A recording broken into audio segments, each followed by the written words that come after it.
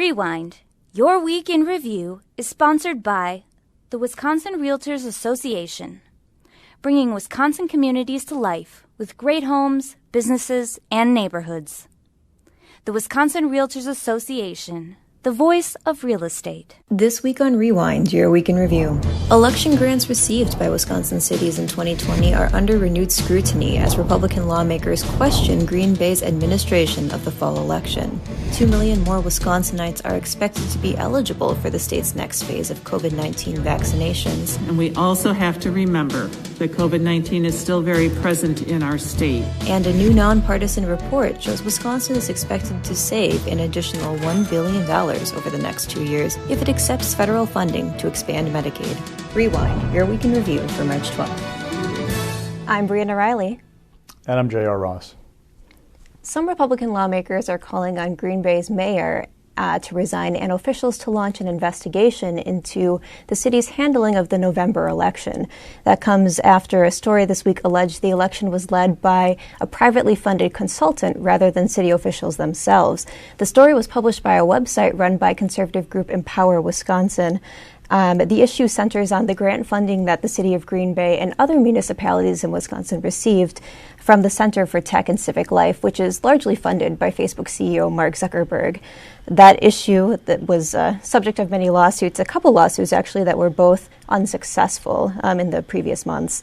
The story was also subject of an assembly informational hearing this week. City officials who weren't invited to testify there said in a statement, quote, "The election was administered exclusively by city staff. We are confident that the election was carried out legally and with integrity." J.R., Green Bay wasn't the only city that received this grant funding last year. Do you expect lawmakers will also look into Madison, Milwaukee, Kenosha, and other cities? Well, looking at those probably, but those are not even the entire list of those who got grants from this group. There were actually, I think, more than 230 cities that got some piece of money from this effort to try and provide funds to municipalities to help run an election in a pandemic. What's kind of interesting with this entire setup has been that it kind of fits in with the narrative we're seeing about election law debates overall, which you have a very one-sided view from the people who have problems with how the elections were run by Republicans without any Democratic input or buy-in. So with this hearing, for example, there are 5 witnesses. None of them were officials from the city of Green Bay. No Democrats on the committee participated. Now that's a side issue because they've got concerns about social distancing and safety protocols and COVID-19. But there was no real Dem piece or opposing view brought up during this hearing. It's hard to kind of get a full airing of an issue. You're only hearing from one side. Don't forget the kind of lead witness in this hearing was Eric Cardall, a Minneapolis attorney who filed the lawsuit that was unsuccessful to trying to prevent these 5 cities from using these grants. You have to remember he also represented Kanye West in an unsuccessful attempt trying to overturn the Elections Commission's ruling that he turned in his nomination papers too late to make the presidential ballot. He also filed a lawsuit that has now led him to being referred to a disciplinary committee because it was a interesting, to say the least, attempt to overturn the results in Wisconsin. A federal judge said this was a step too far. It's grandstanding. We're going to refer you to this committee. So there's just all this kind of noise that clutters a kind of an interesting question of, is it okay to use private money to pay for costs to run an election? In one of the lawsuits, the one that Cardall filed on behalf of the Conservative Wisconsin Voter Alliance, the federal judge who oversaw that case said that there was an appearance of, maybe some impropriety here or issue of things not looking right. But there's no explicit ban in state law, therefore you're not going to stop cities from using that money. So those questions aren't really being the focus. It's more about these allegations about what may or not have happened, and you're only getting one side in this hearing process. Yeah, it is worth noting that Senator Dewey Strobel, who with Senator Alberta Darling has introduced, I think, 10 bills that would enact election law-related changes. One of those bills would actually prohibit localities from seeking out private grant funding. And if for some reason that money is awarded, it would be given to the Wisconsin Elections Commission, which would then be in charge of distributing that on a per capita basis. So lawmakers are, exploring legislative solutions in this field, but we haven't. I'm sort of surprised that Senator Kathy Bernier, who is a former county clerk, hasn't taken more of a lead in this space as these, proposals are being considered.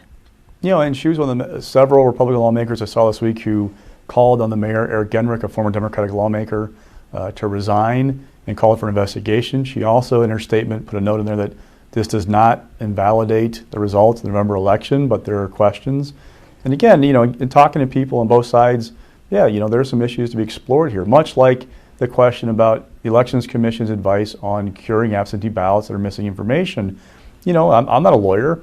There might be, the commission may have gone too far in its advice to clerks. That may be something worthy of a discussion. Much like the use of private money is worthy of discussion. But in talking to people, there's just all this kind of clutter that's kind of concealing that issue, and you're not getting any Democratic buy-in. And why that's important is you have a Democratic governor. So do you want to get a bill passed, or do you want to create a show and have this and create a political point? At this point, Republicans are kind of left trying to make a political point because they're not going to get any Democratic buy-in that would get the governor to sign anything. Right, and now let's hear from former Brown County Clerk Sandy Juneau, a Republican, who testified at this informational hearing this week, followed by a response from Democratic Attorney General Josh Kaul. When we talk about security of elections, we're talking about more than just the security of the internet. It has to be security of the physical location where you're not giving a third party keys to where you have your election equipment. Also, where you're storing your ballots, that they have the necessary security. In all the years that I worked with elections, I've never seen anything like this.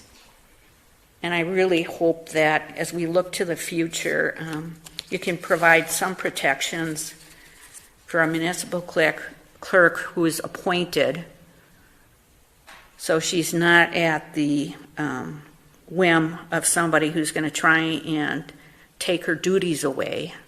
There have been months of baseless allegations challenging the integrity of our elections.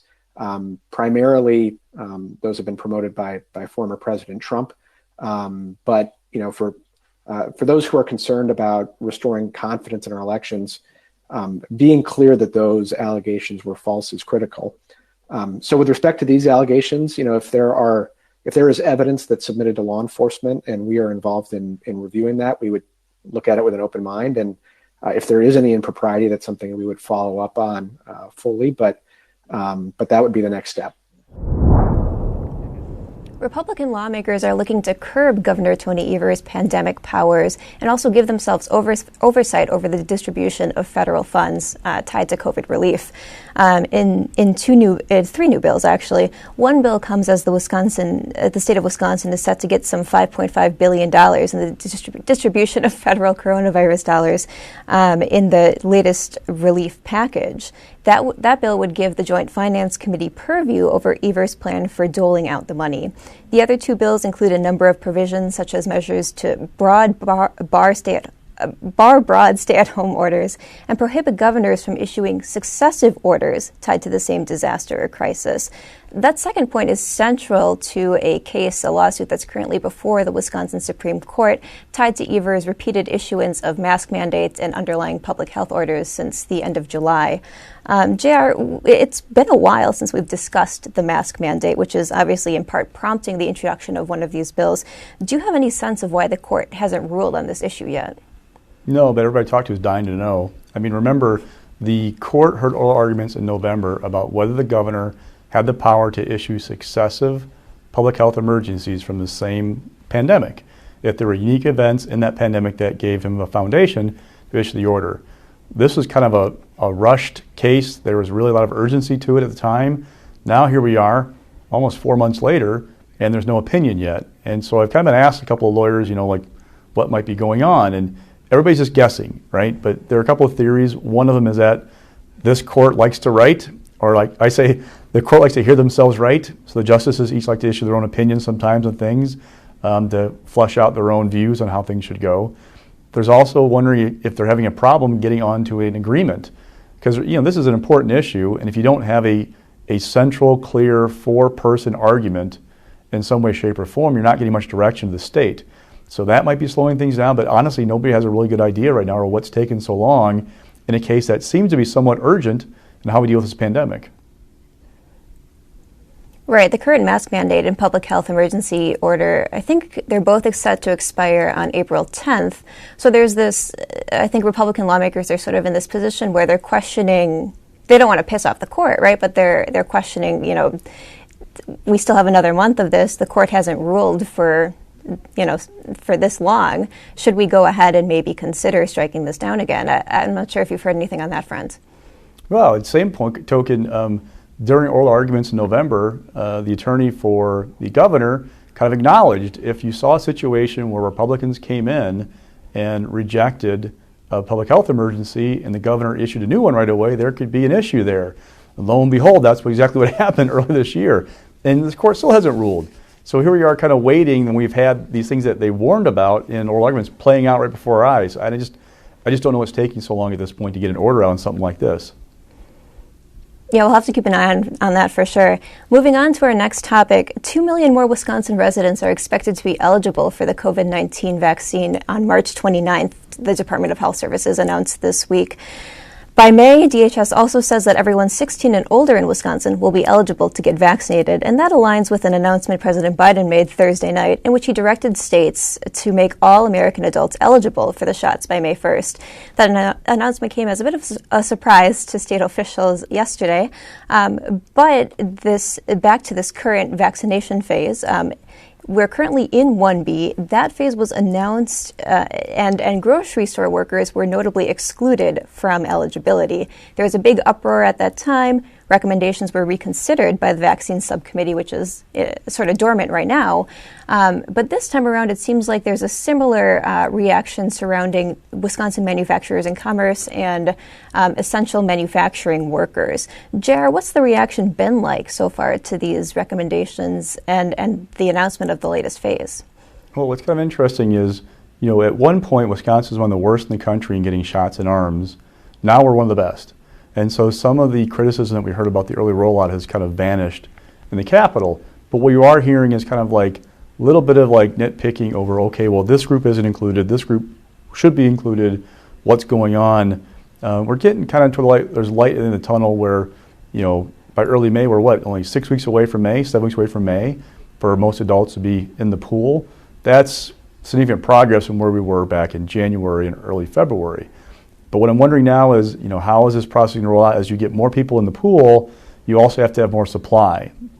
And that's why we're seeing what's key at the federal level is the additional doses being purchased by the Biden administration, how that gets distributed to the states, and how successful Wisconsin is in getting them out into the people who are putting them shots in arms.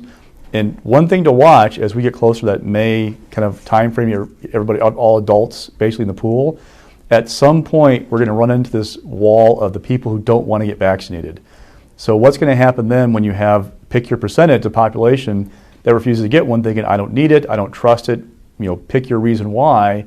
How are we going to deal with that, and how is it going to affect the herd immunity that we're shooting for in Wisconsin and globally to help kind of tamp down this pandemic? Yeah, exactly. And during the rollout of the current phase 1B, there is some frustration that immunocompromised individuals, others with pre-existing conditions, weren't explicitly made eligible under the age of 65. So there is obviously some, by prioritizing that group and not prioritizing the remainder of the essential workers that the CDC has recommended for 1C, I think there's some expectation from DHS that there's enough crossover between all of these groups that enough folks will be covered, but we'll have to keep an eye on that. Let's hear more from DHS Deputy Secretary Julie Willems-Van Dyke sort of explaining all of this. Starting March 29th, we are expanding eligibility for the vaccine to Wisconsinites age 16 and older who have medical conditions that increase the risk for severe illness, hospitalization, or death from COVID-19. These medical conditions include cancer, heart or lung conditions, and diabetes, as well as people who are immunocompromised, overweight or obese, or have high blood pressure. Expanding eligibility to include Wisconsin residents with these medical conditions will mean increasing the eligible population by more than 2 million people. Healthcare providers may need to subprioritize within those groups and may consider factors as people with severe or unstable conditions, racial or ethnic groups, older age, or those with multiple conditions. We anticipate that Wisconsin will be able to open up eligibility to all residents age 16 and older by sometime in May. A new report from the Nonpartisan Legislative Fiscal Bureau shows the state would save an extra $1 billion if it does accept the federal Medicaid expansion dollars over the next 2 years. That's in addition to the projected $635 million in general purpose revenue that Wisconsin would save by adopting the expansion. Evers and his administration have sought to prompt the legislature to accept these dollars over the last 2.5 years he's been in office. He proposed a similar thing in his first budget, but Republicans rejected it. Doing so this time around, though, would allow individuals, roughly 90,000 individuals, according to the governor's office, or those who earn up to 138% of the federal poverty level, to gain access to the program. Wisconsin is one of a dozen states that has not adopted the expansion and is the only one that did a partial expansion without taking the federal dollars. Republicans, though, have been staunchly opposed to this idea, calling it an expansion of welfare. Jar, we're at $1.6 billion, though, in savings, projected savings over the biennium. Does that figure change anything for Republicans? Not so far for Robin Vos, the Assembly Speaker. After the memo came to light, he said they will continue to oppose the liberal wish list of expanding welfare, that this is a non-starter. You know, look, the whole time I've been following this issue since 8 years ago, when Republicans first rejected the expansion through the Affordable Care Act, the question has been, at what point did it become too expensive to say no? And now what you have to look at with this kind of pot of money is separate them out.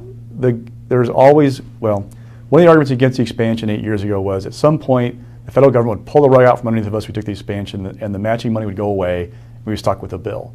If Republicans couldn't get rid of the Affordable Care Act with full control of Congress and the White House, it's probably not going away anytime soon. So that argument about the money going away is not there anymore. So you look at, one, the pot of money from what the governor proposed in his budget and the assumption of the $635 million in savings. That money is generally going to be there each, budget in and budget out for the savings if you take the expansion. The sweetener, the $1 billion, though, it's one-time money. And that's something that's key. It only would be for the 2 years after implementation for those dozen states that have not done the expansion yet. After that, it would go away. So is that enough to pull Republicans in? Again, Robin Vos is still saying no, but might you see others start to kind of come around to this? You'd really have to see the Senate Republicans really kind of embrace this proposal and kind of go to bat for it to see it happen. And I don't know if they have that passion for it to fight Robin Vos over this issue. I mean, we're still kind of early in the process. People are still digesting that price tag. To Democrats, it's somewhat bewildering that Republicans keep saying no. I mean, they're trying to point out that, look, this extra money can go into reimbursement rates for rural hospitals, which happen to be in areas largely represented by Republicans. It can help small businesses who are struggling to get back on their feet to get an option for health care. It just helps people in general who are struggling with the pandemic. Why are you saying no? But for Republicans, this is a bright line in the sand, especially for Robin Vos saying they're not going to do this. And it's just hard to see right now that they would back away from that position after as much as they fought it for the last 8 years. And, really, they haven't paid a price for it politically. Democrats have said over and over again, you're going to pay for this at the polls, and it hasn't happened. So now we'll have new maps for 2022. Maybe that changes. But right now, if they haven't paid a price at this point, what price would they pay for continuing to say no? Right, exactly. We're at the point where the question remains, at what point is that price tag, is that money too much to pass up? And I'm not really sure that we're at this point yet, especially with Speaker Vos still being so staunchly opposed. Do you have any sense of where Senate Majority Leader Devin LeMahieu is at on this? He hasn't been as outspoken as Speaker Vos. No, and Senate Republicans, they kind of want to talk about things as a group before LeMahieu, the leader, takes a position. So I'm not sure last time they caucused. I know it hasn't been since this memo came out. We have to kind of see where they're at. But one of the big advocates for expansion in the caucus was Luther Olson, who used to be a member of the Finance Committee. He's now retired. So I'm not sure if there's a champion for expansion in that caucus right now who'd really go to bat for it. Mm-hmm.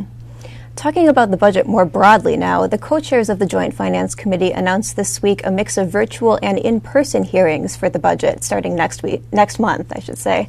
There will be 3 in-person hearings starting on April 9th at UW-Whitewater. The second will be April 21st in Rhinelander. The third will be April 22nd at UW-Stout. And the fourth will be a virtual hearing on April 28th. That's available for everyone statewide. The announcement comes after more than 100 groups in February wrote a letter calling for more use of virtual and remote options for public comments this year given the COVID-19 crisis. The selection has drawn criticism from Milwaukee Democratic Senator Chris Larson, who said that there should be a hearing in the Milwaukee area. He said, quote, "Milwaukee County generates the largest portion of the state's revenue, and yet Republicans don't see fit to hear directly from the folks who generate it." We'll hear from Co-Chair Mark Bourne on that in a bit. But first, JR, lots is different about the budget process this time around. Do you expect to see more differences in agency briefings and other portions of this process as we move through the budget in the coming weeks and months? Yeah, well, I mean, 2 years ago, there were also 4 hearings. Now, none were virtual. We were pre-pandemic 2 years ago, so things operated as normal. Important to note that with the Milwaukee piece of this, the last time the Joint Finance Committee wasn't in Milwaukee or its suburbs for a public hearing on the budget was 2005. Now, Mark Bourne, during the news conference on Monday, pointed out that Whitewater's in southeastern Wisconsin, so it depends on your definition of, the media market, I guess, or how you define southeastern Wisconsin, but there's that piece. But 2 years ago, the Joint Finance Committee went to only having a half dozen agency heads come in and testify about the budgets before they went to other pieces of the process, the public show, or public roadshow, the votes, that kind of stuff. We haven't heard yet what they're going to do with agency heads, if they're going to have more come in the last time or fewer. 2 years ago, they suggested standing committees to have those chairs pull in their agencies that they have oversight of and do budget hearings on their own. The big thing I think we're watching is what's Joint Finance going to do as its first move with this budget, because 2 years ago, they created basically an entire list of all the policy that Governor Evers put into it and pulled it out in one step. That includes the expansion of Medicaid. So will we see something like that again this time? Another difference is Governor Evers is doing his own budget hearings. He's got 6 virtual hearings around the state to hear various topics. He and Lieutenant Governor Mandela Barnes are participating a little bit, kind of speaking at the early part, then dropping his work group rooms to talk some more. So they're doing their own effort. I've seen Democrats also doing their own budget hearings, individual Republican lawmakers doing their budget hearings. So there's a lot of attention, a lot of chance to weigh in, but the main committee is kind of pared back a little bit from years past. We'd have more than 4 hearings. Right, and Democratic members of the Joint Finance Committee, I believe, are holding, at least Assembly Democrats are, their own series of virtual hearings as well. Yeah, it'll be interesting. Obviously, we won't see members of AARP, who typically show up to every single roadshow hearing in their red shirts, appearing in person at the 3 that are in person this time around. All right, now let's hear from Co-Chair Mark Bourne in a briefing this week. This committee has a great history of going out around the state and gathering that input, and this time is going to be no different. We are not going to hide in Madison. We are going to get out there and hear directly from the people, just as this committee has always done. We also recognize, though, that times are a little bit different right now with the national pandemic that we're hopefully moving out of right now, and so we also will provide a virtual option. We certainly feel that we've chosen locations in different parts of the state, as well as then, of course, the virtual option, which is a statewide. So lots of opportunity. Let's move on to stock picks. What's rising this week, JR? Craig Thompson, the Transportation Secretary, recall that he is one of the original members of Tony Evers' cabinet who's yet to receive a floor vote in the Senate on his nomination. Now, 2 years ago in the process, he ended up getting a unanimous vote out of the Transportation Committee. That committee held a public hearing this week on his nomination. I expect another big vote for him out of that committee. The question kind of becomes, how is the Senate Republican caucus going to approach the Thompson nomination this time? Here's a little backdrop to all this, all right? In the 2018 elections, there were a number of ads running against Republican Senate candidates that were believed to be funded by the road builders. It really did not sit well with Scott Fitzgerald, the old majority leader. So when Craig Thompson, who used to work in the road building industry, was plucked for the transportation secretary job, There's a little bit of ill will there left over from that 2018 election. You also had people like Dewey Strobel, a state senator, Steve Noss, another one, Republican state senator, who were vocally opposed to Thompson's nomination. Now, fast forward, and what I've heard is that Thompson has worked well with both sides of the aisle. He's been responsive to Republicans. Some of the early opposition has softened. Fitzgerald is now in Congress, not in the state Senate. The question that people have is, okay, if Republicans don't have a unanimous feeling about Thompson's nomination, might LeMahieu take this to the floor if he's got 17 votes or 16 votes, or what's his cutoff going to be? There's been this perception for a long time in the state Senate that under Fitzgerald that he would rarely go to the floor unless he had 17 Senate votes. Why that's, or Republican votes. Why it's important is with 33 members, at 17 you don't need any Democrats to pass anything. I've talked to people who said that that's kind of overblown, that perception. The real cutoff was at what point for Fitzgerald was putting something on the floor over an objection from a member going to cause him grief, right? That member's going to be so upset about that bill going on the floor, he or she'd be unhappy about it. So we're watching now with LeMahieu is, what's LeMahieu's cutoff? Does he have one? You know, would he go to bat for Craig Thompson? Numbers are also interesting to watch. So right now we have 20 Senate Republicans and 12 Democrats. There's one vacancy for Fitzgerald's seat. Representative John Jay, a Republican from Watertown, is a heavy favorite to win that seat in the April 6th election because it's a very, very, very Republican seat. So let's just assume that Jagler wins, for example, in April. If that goes back to 21 Republicans, LeMahieu could lose 4 members and still pass with 17 votes. So just watch. You know, what's the if it does go to the floor, what's the final vote on Thompson? It might be an early sign about how LeMahieu navigates that issue. And, you know, the caucus hasn't met yet. There are 5 new members right now. Jagler would be a 6th. So we don't have a good feeling yet where that caucus is. Dewey Strobel, I know, for example, his office said he's not there on the nomination still. But I get the impression that Strobel's going to whip votes against Thompson. Same thing with Chris Kapinger, now the Senate president. He wasn't in favor of the Thompson nomination before, but I don't think he's going to stand in the way of it going forward. So you just got to watch and see how that dynamic plays out. And don't forget, Thompson's not alone. We also have Dawn Krim, Department of Safety and Special Services. She also has yet to get a floor vote. Didn't get a committee vote last time. There are some issues raised about an incident with her son like 10, 12 years ago. Also, there's always questions about that agency and how it's performing in its review process of permits for projects. Missy Hughes was not an original part of the Evers cabinet. He had to wait 8 months to appoint her because of the law that was passed in the 2018 lame duck session that kept Mark Hogan that job for a while. So there's all kinds of intrigue, like what's going to happen to the Evers cabinet picks, because you also have Rainey Romansky, who's replaced Brad Pfaff over at DATCAP after Pfaff was rejected by the Senate. We have interim secretaries right now at Health Services and Tourism. How long will that go on? And we have a new appointment for DWD to replace Caleb Frostman, who Evers forced out over the UI debacle. So there's all kinds of cabinet moving pieces right now on state capitol. Speaking of Pfaff, it was pretty interesting to see him on the Senate committee that was questioning Thompson during his hearing this week. I don't know if you found that striking either, but, you know, obviously, as you mentioned, Pfaff was voted down by the Senate, then joined the body, and is now questioning one of the 2 outstanding members of Governor Evers' original cabinet that has yet to get confirmed. Just a really striking exchange. I think Brad has a unique perspective in the confirmation process. I'll put it that way. Very well said. What's mixed this week, JR? The unemployed. So here, we've kind of had this issue pop up before that Wisconsin, a decade ago, put in a 1-week waiting period before you could collect unemployment if you were laid off. Now, the federal government, all these COVID bills, has put in a provision that if you don't have a waiting period, the feds will pick up a piece of that first week of unemployment for those who are out of work. So back in April of last year, a COVID bill passed on a bipartisan basis in the legislature and signed by Governor Evers. But it took long enough for that bill to pass that we missed out on $25 million in federal matching money to help pick up the cost of those unemployment checks. The Trump administration also rejected a request from the state to make that act retroactive and reimburse the state. Didn't work.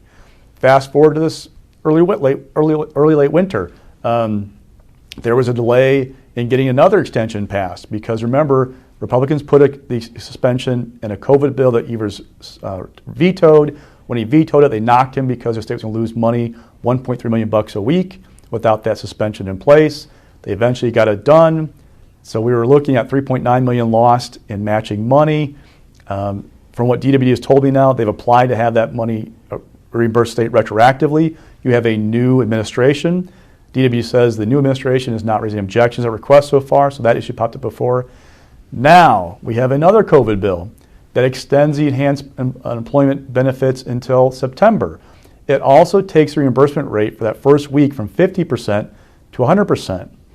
The question that we have to look at now is, will the state legislature, run by Republicans, do another suspension of that 1 week waiting period? On the one hand, it thinks like a no-brainer, right? The feds are paying for it, so why not do it? But we're in the conversation, and I'm hearing grumblings from some lawmakers of, we already have a situation where you're seeing the unemployment rate's back down 3.8%, which is great, not quite pre-pandemic levels, but you have employers saying, hey, we're having a hard time finding people to fill jobs, so will Republicans want to embrace that 1 week waiting period suspension again, or might we see that kind of go away at some point? Just keep an eye on that debate going forward. And falling. Just real quick, Rebecca Blank, the Chancellor at UW-Madison, not a great look. We have to apologize because you were part of an effort to kind of hide your discussions about bringing back football from the open records law. Thanks, JR, and thanks everyone for watching. I'm Briana Reilly. And I'm JR Ross. Tune in next week for Assembly and Senate floor sessions, and that's Rewind for March 12th.